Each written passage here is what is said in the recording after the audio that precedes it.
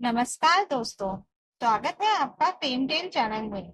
रोजाना कहानियां पढ़ने और सुनने के लिए फेम टेल चैनल को सब्सक्राइब जरूर करें जी। क्या बहू, तुम भी हद करती हो। जब देखो इसे लेकर बैठ जाती हो। इसका क्या है? इसे तो जिंदगी में कुछ नहीं करना है, लेकिन जिसे आगे बढ़ना है, कम से कम उसकी तरफ तो ध्यान दो। जाओ, जाकर अनुभव को नाश्ता पकड़ाओ। उसे स्कूल के लिए लेट हो रहा है। सासू माँ ने कमरे में आते ही बड़बड़ाना शुरू कर दिया। पर दादी, मैं अपना नाश्ता खुद ले लूंगा। आप मम्मी को डांटो मत। आपको दिख रहा है ना, वो अभी दीदी को संभाल रही हैं। अवनी के जवाब देने से पहले ये अनुभव बीच में बोल पड़ा। हे भगवान, अब मेरा बच्चा अपना नाश्ता खुद लगाएगा। ये दिन आ गए हैं देखो। ये तेरी माँ है या तेरी दुश्मन, जो अपने बच्चे का इतना सा काम भी नहीं कर सकती। सासू माँ अपने सिर पर हाथ रखते हुए बोली, पर दादी, मैं भी तो 10 साल का हो गया हूँ। अपने आप अपना काम कर सकता हूँ। और फिर नाश्ता प्लेट में लेकर सिर्फ खाना ही तो है मुझे। वो तो मैं भी कर सकता हूँ। अनुभव अपने कपड़े ठीक करते हुए बोला। बस कर। बड़ा आया अपना काम करने वाला। तू 10 साल का होकर काम करना चाहता है।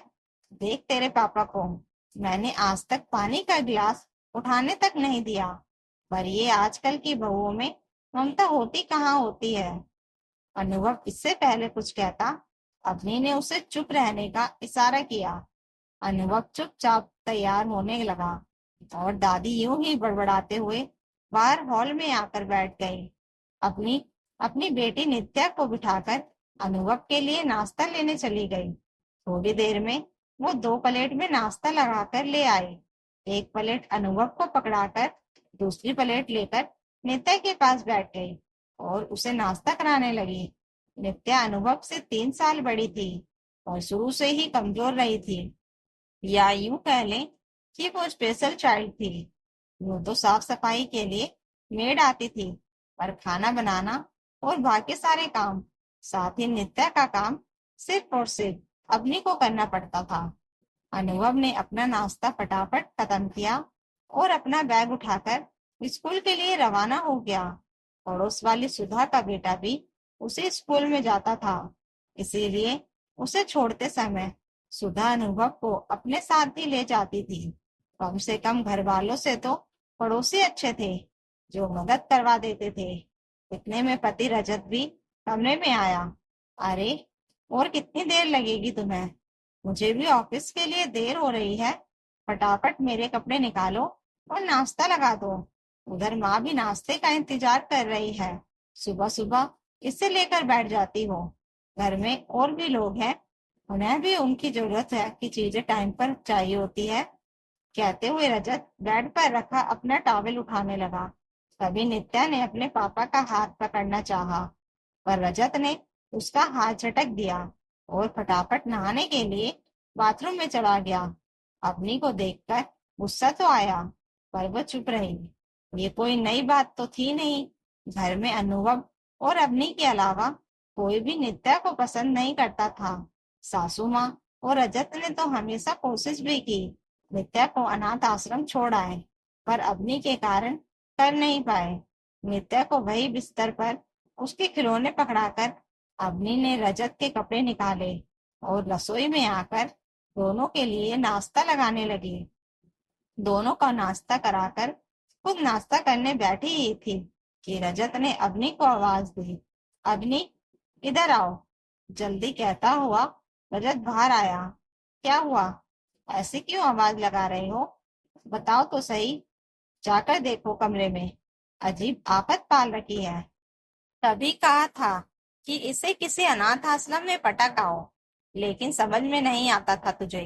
बस माँ होने का एहसास, माँ होने का एहसास किए जा रही थी। लो भुगतो तुम्हारे एहसास को। अब ये गंदगी भी साफ करो। आदमी ने कमरे में आकर देखा तो नित्या जिस बिस्तर पर बैठी थी उस पर खून के दाग थे। यहाँ तक कि नित्या के कपड़ों पर भी खून के दाग लगे हुए थे, जबकि अपने पापा और दादी के चिल्लाने के कारण नित्या सहमी हुई अपनी माँ की तरफ देखे जा रही थी। उस बेचारी को तो ये भी नहीं पता था कि उसके साथ क्या हुआ है। उसे देखते ही अग्नि समझ गई कि नित्या को पीरियड शुरू हो गए हैं। सासू माँ का बड़बड़ाना बदसूर जारी था, पर उस समय अवनी को सिर्फ नित्या का चेहरा ही दिखा, जिस पर काफी डर नजर आ रहा था।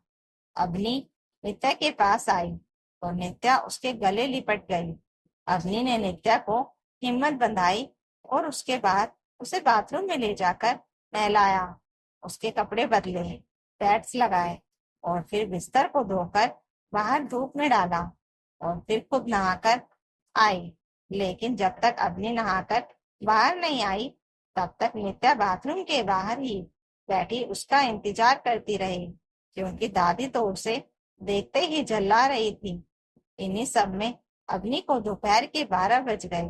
नित्या को सुलाकर अवनी कुछ खाने के लिए रसोई में जाने लगी तो सासू माँ चिल्ला उठी, अब तू ऐसे गंदगी साफ करके रसोई में जा रही है? मेरे घर और रसोई दोनों को अशुद्ध करेगी। हे भगवान, कैसे गंदगी पाल रखी है तूने इस घर में। अब उसके पैड भी तू ही खुद बदलेगी। इससे अच्छा तो उसे किसी अनाथ आश्रम में पटका, वरना मेरी रसोई में जाने की जरूरत नहीं है। अवनी से बर्दाश्त न हुआ तो उसने कहा, मम्मी जी, वो मेरी बेटी है, ऐसे कैसे किसी अनाथ आश्रम में पटकाऊं? अभी मैं जिंदा हूँ, जैसे भी हो रहा है संभाल तो रही हूँ उसे। अरे बेटी है तो क्या हुआ, कौन सा बड़ी होकर तुझे निहाल कर देगी? तू क्या जिंदगी भर इसकी गंदगी ही साफ करती रहेगी?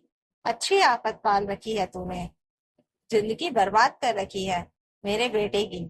इससे अच्छा तो उसे अनाथ आश्रम पटक कर और अनुभव पर ध्यान दे, जो कम से कम तेरा और मेरे बेटे का बुढ़ापा सुधरे। पर नहीं, अनुभव पर तो बिल्कुल ध्यान देती नहीं, जैसे वो तेरा कुछ है ही नहीं। काश बेटा पैदा होते ही ये मर जाती तो आज ये दिन तो नहीं देखना पड़ता। बस माँ जी, बहुत बोल लिया आपने।